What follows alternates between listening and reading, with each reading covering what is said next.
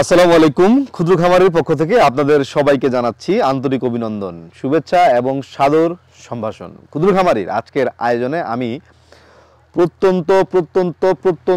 অতি প্রত্যন্ত একটা অঞ্চলে আমি চলে আসছি। আজকে অনেক ভেতরে, নীলফামারী ডিমলা উপজেলার অনেক ভেতরে চলে আসছি। বাংলাদেশের কয়টা অঞ্চলে এখন কাঁচা রাস্তা আছে আমি জানি না, আমি আজকে কাঁচা রাস্তায় আসছি, মানে এটাকে বলা হচ্ছে মেঠোপথ। তো এই মেঠোপথ ধরে আজকে আমরা যেখানে আসছি একটা খামারে, উনি হচ্ছে একজন মফস্বল এলাকার ক্ষুদ্র খামারি। তো অ্যাকচুয়ালি ক্ষুদ্র খামারিও বলা যাবে না, উনি একজন খামারি, ওনার খামারে 20টা গরু আছে। তো সবচেয়ে বড় কথা হচ্ছে উনি একটা ডেয়ারি ফার্মের মালিক, তার পাশাপাশি উনি একজন এলাকার খুবই নামকরা এআই কর্মী।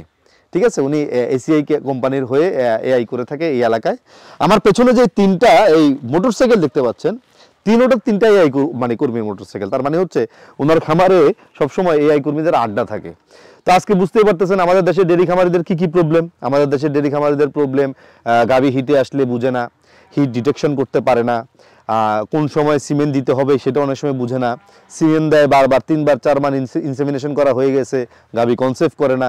ঠিক আছে, নানান ধরনের নানান সমস্যা আমাদের দেশের ডেয়ারি খামারিদের। যেহেতু আজকে একজন এআই কর্মীকে পেয়ে গেছি, একজন অভিজ্ঞ এআই কর্মী, তার খামারের জীবনের সফলতা, সুবিধা অসুবিধা এবং এই সমস্ত প্রবলেমগুলো কিভাবে সলভ করতে পারবেন, যেহেতু উনি একজন এআই কর্মী, উনি খুব ভালোভাবে বলতে পারবে। আমরা এই সমস্ত বিষয়গুলো নিয়েই আজকে কথা বলবো এই খামার মালিক কুমার বিশ্বজিতের সাথে। নাম কুমার হলেও উনি বিবাহিত। তো কুমার বিশ্বজিৎ দাদার সাথে আজকে কথা বলবো এই সম্পূর্ণ বিষয় নিয়ে। আজকের টোটাল ভিডিওটা একটা তথ্যভিত্তিক ভিডিও। এই ভিডিওতে আপনাদেরকে আমরা দেখাবো যে একজন খামারি কিভাবে বছরে 7 লাখ টাকা উপার্জন করে এবং কি উপায়ে উনি সফল হয়েছেন, এবং ওনার মতে গরু পালন কখনোই লস হতে পারে না। চলুন খামারের ভেতরে প্রবেশ করা যাক। ক্ষুদ্র খামারি কৃষি আর কৃষকের খুব দরকারি। আদাব আদাব দাদা, ভালো আছেন না? আলহামদুলিল্লাহ ভালো আছি, আপনি কেমন আছেন? আছি, ভালো আছি দাদা। দাদা আপনি পেশায় কি করেন? পেশায় একজন প্রধানত খামারি, আর এখন আমি এসিআই কোম্পানির লাইভ স্টক অ্যাসিস্ট্যান্ট হিসেবে কাজ করতেছি। লাইভ স্টক অ্যাসিস্ট্যান্ট হিসেবে এসিআই কোম্পানিতে কাজ করছেন। আপনি কি আগে এসিআই কোম্পানিতে কাজ করতেন নাকি আগে খামার? আগে খামারি ছিলাম, তারপর এই এআই জগতে, যেটা বলা হয় এআই জগতে আসা। কারণ খামারি হতে গেলে প্রাথমিক কিছু ধারণা থাকা দরকার, সেটা একটা অভিজ্ঞতা ছিল। এখন তারপরে যে জিনিসটা আমার মাথায় খেলছে সেটা হচ্ছে যে ভালো মানের সিমেন্ট পাওয়ার ক্ষেত্রে একটা, যে একজন খামারি যদি ভালো মানের সিমেন্ট না পায়, তার ভবিষ্যৎ যদি নেক্সট জেনারেশন যদি ভালো মানের নিয়ে আসতে না পারে, তাহলে সে খামারি কখনো মানে সামনের দিকে এগোবে না। মায়ের দুধ দিচ্ছে 20 লিটার, কিন্তু মেয়ে এসে দুধ দিচ্ছে 10 লিটার, হচ্ছে এরকম অহরহ হচ্ছে। তো এইভাবে তো তারা অ্যাডভান্স হতে পাবে না। এই জায়গাটায় মানে থেকেই আমি আর কি চিন্তা করছিলাম যে যদি ভালো মানের সিমেন্ট দিতে পারি, তো সেখান থেকেই আর কি আসা। তো দাদা আপনার নাম হচ্ছে বিশ্বজিৎ? হ্যাঁ, কুমার বিশ্বজিৎ। কুমার বিশ্বজিৎ, আপনি কি বিয়ে করেন নাই দাদা? আমি জানি আপনার বাচ্চা কাচ্চা আছে, তাহলে কুমার থাকলেন কেমনে? এটা আসলে একটা শখেরই ব্যাপার। আমার এক জ্যেষ্ঠ ভ্রাতা, তো উনি একটা সময় আমাকে বললো যে নামটা এই টাইটেলে নিয়ে আসা হোক। তাহলে দাদা আপনার যা মর্জি। তার মানে হচ্ছে বিয়ে 10টা করলেও কুমার, আপনি কুমারই থাকবেন, এইটাই আর কি, বিবাহিত হবেন না। যাক, খুব ভালো। আমার এক ফ্রেন্ড ছিল নূর মোহাম্মদ নাম, তো ও যখন নাম রেজিস্ট্রেশন করতে গেছিল ক্লাস 9-এ, তো স্যার বলতেছিল যে সবাই নামের আগে মোহাম্মদ লিখবি, মানে মোহাম্মদ লিখতে ভুলে যায় আর কি। আমাদের সবাই অনেকে ভুল করে যে মোহাম্মদ না লিখে নাম লিখে ফেলে, তো এটা পরবর্তীতে সমস্যা হয়, মুসলমানদের নামের আগে মোহাম্মদ থাকতে হয়। তো এই জন্য এখন ও তো কনফিউজড হয়ে গেছে, ওর নামে তো লাস্টে মোহাম্মদ, ওর নাম হচ্ছে নূর মোহাম্মদ। ঠিক আছে, তো এখন ও মোহাম্মদ নূর মোহাম্মদ লিখছে। তো স্যারে যে মোহাম্মদ লিখতে বলছে, কিরে তুই মোহাম্মদ নূর মোহাম্মদ লিখছিস কে, তোর নামে মোহাম্মদ 2বার কে? কয় স্যার আমার নাম তো নূর মোহাম্মদ, আপনি বলছেন আমার তো আমার আগে মোহাম্মদ লিখতে, আমি আবার লিখছি। হ্যাঁ, তো এই হচ্ছে ব্যাপার। মানে অটো মোহাম্মদ ওর নামের সাথে আছে, আপনার নামের সাথে এরকম অটো কুমার আছে। হ্যাঁ, কুমার সারা জীবন আপনার সাথে। ওই জ্যেষ্ঠ ভ্রাতা আর কি এইভাবে বলছে বিধায় আমিও সেটা মানিয়ে নিছি।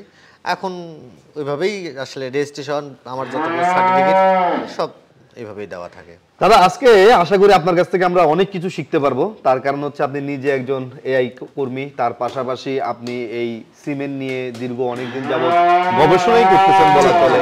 তার পাশাপাশি আপনি একজন খামারি। তো তো খামার নিয়ে যেহেতু আমরা এই পর্যন্ত অনেক প্রতিবেদন করছি, আমাদের চ্যানেলে অনেক প্রতিবেদন আছে, আমরা খামার নিয়ে পরে কথা বলবো।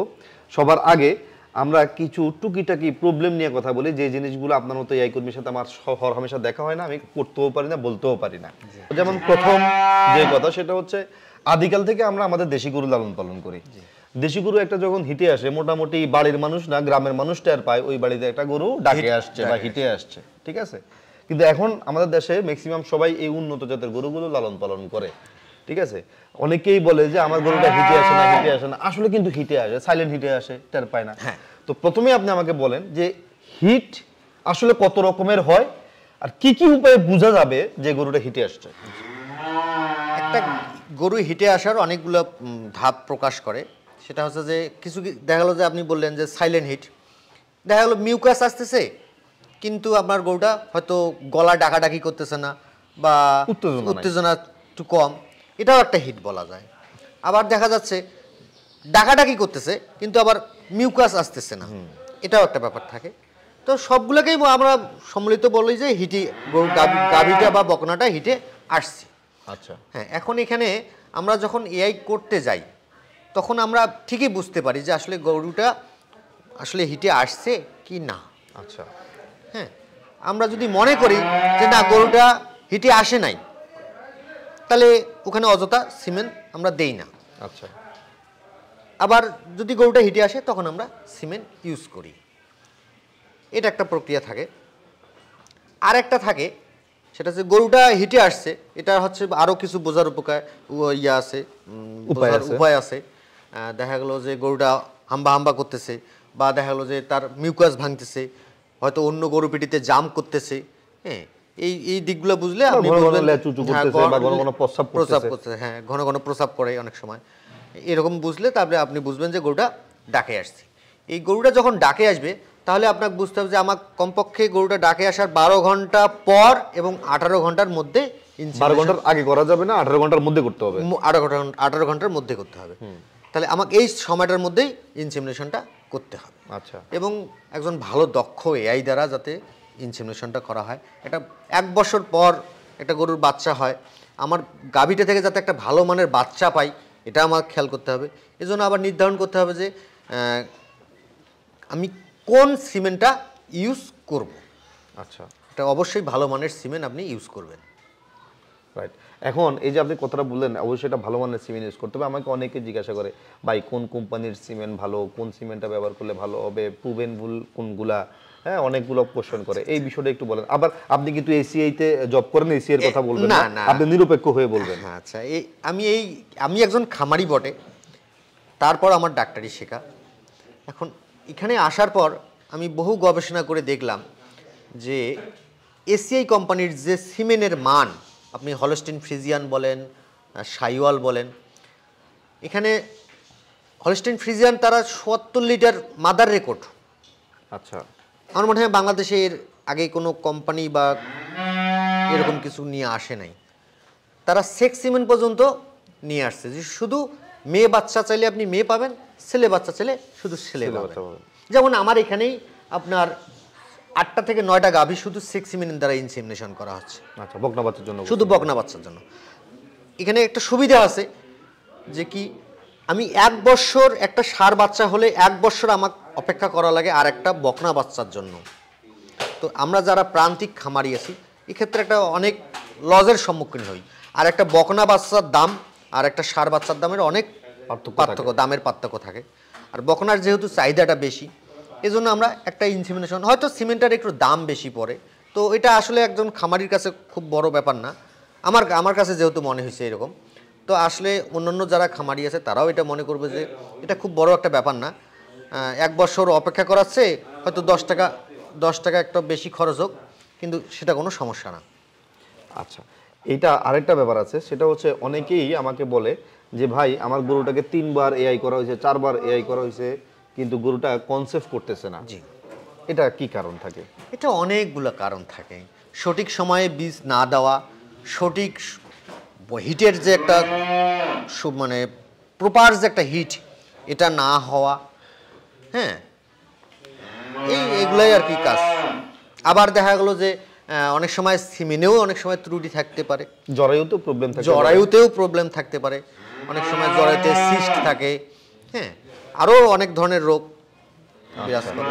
এটা আসলে একজন যখন ডাক্তার দেখে উনি নির্ধারণ করতে পারবে যে আসলে কতটুকু গাভীটার জরায়ুটা ঠিক আছে। আচ্ছা, খামারিরা ইনসেমিনেশন করার আগে কি কি উপায়ে বুঝবে যে সে আসলে কোন সিমেন্টটা ব্যবহার করতেছে, এই সিমেন্টের ভবিষ্যৎ কেমন, বা তার গরুর জন্য কোন সিমেন্টটা পারফেক্ট? এখানে হচ্ছে যে আপনার যে বুলের সিমেন্ট ইউজ করতে হবে তার মাদার রেকর্ড দেখতে হবে। আসলে বুলগুলো কোন কোয়ালিটির, সেই বুলের রেজিস্ট্রেশন আছে কিনা, এগুলো দিক বিবেচনা করলেই। এখন যেমন আপনাকে বলি সেক্স সিমেন্টের কথা বলি, এখন আমরা যদি গুগলের সেক্স সিমেন্টের, যে সিমেন্টের আমি যে বুলের সিমেন্টটা দেবো সেটা আপনি যদি গুগলে ঢুকে সার্চ দেন চলে আসবে। আচ্ছা, তার মাদার টোটাল হিস্টোরি চলে আসবে। ঠিক আছে দাদা, এবার আমরা একটু আপনার খামারে চলে আসি, খামার প্রসঙ্গ নিয়ে কথা বলি। আপনি খামার শুরু করেছেন কত সালে? আমি 2015 সালে শুরু করছি। মাশাআল্লাহ, অনেক দিন হয়ে গেছে। হ্যাঁ, অনেক দিন হয়ে গেছে, অলমোস্ট 9 ইয়ার্স, 9 বছরের পদার্পণ আপনার। তো এই 9 বছরে আপনি যখন খামার শুরু করলেন, আপনার এলাকায় আমার মনে হয় দুধের দাম খুব কম। এটাই তো হচ্ছে এই এলাকায় কিভাবে ডেরি করলেন আর কিভাবে টিকে আছেন আপনি? একটা সময় ছিল, আমি 2015 সালে খামার শুরু করছি, তখন দুধ বিক্রি করছি 40 টাকা, খাদ্য কিনছি 25 টাকা। আচ্ছা, আর আজকে 2024 সাল, খাদ্য কিনতেছি 53 টাকা, দুধ বিক্রি করতেছি 50 টাকা। তো বিচারটা আপনিই বলেন, আসলে বর্তমানে খামার জগতে টিকে থাকাও একটু খুব কষ্টকর। আর আমি যেহেতু গ্রামেই আমার বসবাস, আমার পর্যাপ্ত পরিমাণে ঘাসটা আছে, আচ্ছা, এই জন্যে হয়তো বা টিকে আছি। আর বর্তমানে যারাই খামারি জগতে টিকে থাকাটা খুব কষ্টকর হচ্ছে, দুধের দাম কম, প্লাস আপনার অন্যান্য যে খাদ্য ফিড বা যা ভুসি, আপনার অন্য যে খাদ্যগুলোই বলেন না কেন, এগুলোর দাম কিন্তু অনেক ব্যাপক হারে বৃদ্ধি হয়েছে, বলা যায় ডাবল। কিন্তু আমাদের দুধের দামটা এভাবে হয়নি, এজন্য খামারিগুলো একটু লস খাচ্ছে। কতগুলো গরু দিয়ে আপনি প্রথম খামার শুরু করেন? প্রথমে একটা গরু দিয়ে শুরু করছিলাম। এখন কতগুলো গরু আছে খামারে? প্রায় তো 20 প্লাস গরু আছে আপনার খামারে। একটা থেকে তো আর 20টা হয় না, এর মধ্যে তো আরো বিনিয়োগ করেছেন আপনি। আরো কিছু ইনভেস্ট করা আছে, পরে কিছু গরু গাভী নিয়েছিলাম। আচ্ছা, এখন সবচেয়ে বেস্ট গাভী যেটা কয় কেজি দুধ দেয়? আমার 32 লিটার গাভী। মাশাআল্লাহ, কোনটা সেটা? এই যে পাশেই আমার বসে আছে, রেস্টে আছে না? হ্যাঁ, রেস্টে আছে। একটু কি দাঁড় করানো যাবে এটা? একটু আমাদের দর্শকদের দেখাইতাম যে 20 কেজি দুধ। ওটা ওটা ওটা ওটা ওটা ওটা ওটা ওটা রেস্টে গেল তো। দর্শক, সে আসলে রেস্টে আছে, সে উঠতে চাইতেছে না, লেজ দিয়ে লাড়া দেন তাহলে উঠবে। ওটা খুব ক্লান্ত হয়ে গেছে। ক্লান্ত হয়ে গেছে না? থাক, তাহলে দরকার নেই। এই গাভীটা আমার 32 লিটার 32 লিটার দুধ দেয় আপনার এই গাভীটা। এবং এর আগের যে বাচ্চা দুইটা দিছে সেটা জমজ বাচ্চা দিছে। জমজ বাচ্চা দিছে? জমজ বাচ্চা দুইটা ষাঁড় বাচ্চা দিছিল। আচ্ছা, হ্যাঁ, এই কিছুদিন আগে বিক্রি করলাম। তা এটা কি আপনার ঘরের বাছুর নাকি কেনা গরু? এটা আমার কেনা গরু। কেনা গরু। কোথায় কিনেছেন এই গরুটা? এটা আমার রাজারহাট থেকে কেনা। হাট থেকে গরু কিনছেন? 32 কেজি দিচ্ছে? রাজারহাটের জায়গাটার নাম হচ্ছে রাজারহাট। ও আচ্ছা, জায়গার নাম রাজারহাট। হ্যাঁ, ওখানে এক খামারেই কিনছি। আচ্ছা, কত দিয়ে কিনছিলেন তখন আপনি গরু? এটা 2,80,000 টাকা দিয়েছিলাম। 2,80,000 টাকা দিয়ে গরু কিনছেন কত আগে? আজ থেকে 4 বছর। 4 বছর আগে 2,80,000 টাকা দিয়ে গরু কিনছেন, গরুর দুধ পাচ্ছেন 32 কেজি। আপনি তো অনেক ভাগ্যবান লোক। হ্যাঁ, এখানে গাভী চেনার একটা ব্যাপার থাকে। কিভাবে বুঝলেন গাভী কিভাবে চেনেন আপনি বলেন তো? গাভীর তো চেনার অনেকগুলো উপায় আছে। গাভীর বডি হাইট, আচ্ছা, তারপর আপনার ওলানের যেটা রাডার আমরা বলি, রাডারটা, তারপর আপনার দুধের যে রগগুলা, গায়ের চামড়া পাতলা কিনা, হ্যাঁ, কপালটা চওড়া কিনা, আচ্ছা, এইগুলো সিমটম দেখেই গাভী চেনা যায়। এর খাওয়ান কি আপনি? 32 কেজি দুধ দেয়, কি খেয়ে দুধ দেয় 32 কেজি? এখন তো আমরা সবাই কম বেশি ফিটের উপরে নির্ভরশীল। ফিট দেই, গমের ভুসি দেই, ধানের গুঁড়া ভুট্টার গুঁড়া দেই, তারপর সয়াবিন খোল দেই, মুসুর ডাল দেই, এগুলাই দিই। নিজে তৈরি করা দানাদার কয় কেজি দেন আর ফিট কয় কেজি দেন? ফিট দেই প্রায় 10 প্লাস দেই। 10 কেজি? 10 কেজি প্লাস, মানে টোটাল খাদ্য। টোটাল খাদ্য 10 কেজি দেন? 10 কেজি প্লাস দেই। 10 কেজি খাবার খেয়ে 32 কেজি দুধ দিচ্ছে আপনাকে, সুবহানাল্লাহ। আমরা তো পর্যাপ্ত পাই। আমরা তো হিসাব করি হচ্ছে প্রতি 1 কেজি দুধের জন্য হাফ কেজি দানাদার, মানে 32 কেজি দুধ দিলে আমরা তাকে মিনিমাম 15 কেজি দানাদার খাবার দিতাম। 15 কেজি না, 15 কেজি লাগে না। এটা 10 যখনই আপনার 10 কেজির ঊর্ধ্বে যদি দানাদার যায়, তার গাভীরও একটা ব্যাপার আছে, তার শরীরে হজমের ক্রিয়ার একটা ব্যাপার আছে। আমার মনে হয় লাগে না এতগুলা। আচ্ছা। 10 কেজি প্লাস, অর্থাৎ আমার এটা প্রায় 11 সামথিং বা 11 কাছাকাছি এরকমই পায় দানাদার খাবার। হ্যাঁ, আচ্ছা, আর ঘাস থাকে পর্যাপ্ত। ঘাস থাকে পর্যাপ্ত। আচ্ছা, আমাদের মধ্যে আরেকটা ধারণা কাজ করে, যেই গাভী যত বেশি দুধ দেয় তার রোগ প্রতিরোধ ক্ষমতা তত কম থাকে, বিষয়টা একটু বলবেন? হ্যাঁ, এটা ঠিক, কারণ অসুস্থ হয়ে যায় তার যেমন এই গাভীটার কথাই বলি, এই বর্তমানে তো ড্রাই পিরিয়ডের কাছাকাছি, এখনো দুধ দিচ্ছে 14 লিটার। আচ্ছা, 14 লিটার দুধ দিচ্ছে। দেখেন আপনি, গাভীটাকে আমরা ওঠানোর চেষ্টা করলাম কিন্তু সে উঠলো না। আচ্ছা, তার মানে ওর শরীরে ক্লান্ত ভাব আছে বা একটু দুর্বল লাগে। হ্যাঁ, দুর্বল। আর যেহেতু দুধ দেওয়া গাভীর ক্যালসিয়ামটা চলে যায়, তার ক্লান্তিটা বেশি, এজন্যই তার রোগ প্রতিরোধ ক্ষমতাটা একটু কম থাকে। আচ্ছা, আরেকটা বিষয়, যে গাভী দুধ বেশি দেয় সে সহজে কনসেপ্ট করে না, বা আমরা যেটা চিন্তা করি 13-14 মাসে একটা বাছুর দিবে, এটা কন্টিনিউ সে করতে পারে না, এই বিষয়ে বলবেন? হ্যাঁ, হয়। যে গাভীটা অনেক সময় দুধ বেশি দেয়, আমি বিভিন্ন মাঠ পর্যায়ে দেখছি বা আমার ঘরেও দেখছি, তার দুধ দিতে গিয়া যত পরিমাণ ক্যালসিয়াম হারায়, বাছুর হওয়ার পরে পরে যত পরিমাণ ক্যালসিয়াম হারায়, এই ক্যালসিয়ামটা যদি সঠিক সময় তার শরীরে প্রবেশ করানো না যায়, হিটটা তখন পিছিয়ে যায়। আপনার শরীর যদি সুস্থ না থাকে তাহলে আপনি কখনো কর্মক্ষম হবেন না, আর যদি আমার শরীর সুস্থ থাকে তাহলে যে কোনো কাজেই আমি করতে পাবো। তো গাভীর বেলায়ও এটা, আপনি বাচ্চা হওয়ার পরে পরে ভালো খাদ্য যদি আমরা দিতে পারি, তার যত্নটা যদি সঠিকভাবে নিতে পারি, তাহলে আশা করি গরুটা 40 এবং 50 বা 60 দিনের মধ্যেই সে হিটে আসবে এবং কনসেপ্ট নেওয়ার জন্য প্রস্তুত থাকবে। আচ্ছা, তো আপনার খামারে এখন টোটাল গরু আছে হচ্ছে বললেন 20টার মতো। 20টার মতো। দুধ কতটুকু হচ্ছে বর্তমান? 80 প্লাস লিটার। 80 প্লাস। আপনার তো আর 20টাই গাবি না, না, এখানে বাছুর টাছুর সব মিলে 20টা, তাই না? তো 80 প্লাস দুধ আপনি পাচ্ছেন প্রতিদিন। দুধের কেজি কত দামে বিক্রি করেন? বর্তমান তো আমি বিক্রি করতেছি 50 টাকা দামে। 50 টাকা দামে বিক্রি 50-এ হচ্ছে আপনার 4000 টাকা দুধ। তো প্রতিদিন 4000 টাকা আপনি খামার থেকে আর্ন করতেছেন। আপনার খামারে প্রতিদিন ব্যয় কত? টোটাল ব্যয় হবে প্রায় 3000 প্লাস। 3000 মানে পার ডে? পার ডে 800 থেকে 1000 টাকা আপনি ইনকাম করেন। হ্যাঁ, 500 থেকে 800 থেকে 1000 টাকার মতো। এটা কি 365 দিনের লেভেলটা থাকে? আপ ডাউন করে। মানে 500 টাকা তো থাকে পার ডে? হ্যাঁ, থাকে। 500 টাকা আগে যেরকম থাকতো হয়তো এখন একটু ওইরকম থাকে না, কম থাকে।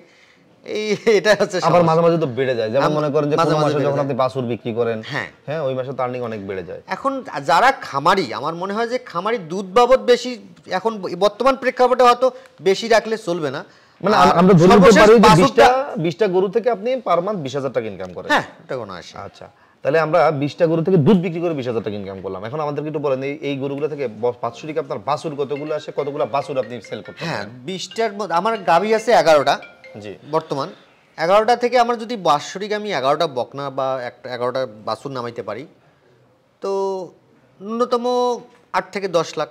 8 থেকে 10 লাখ বাৎসরিক। 11টা থেকে তো 11টা সবসময় পাবেন না, হয়তো 11টা থেকে হয়তো 8টা পাবেন বা 9টা পাবেন।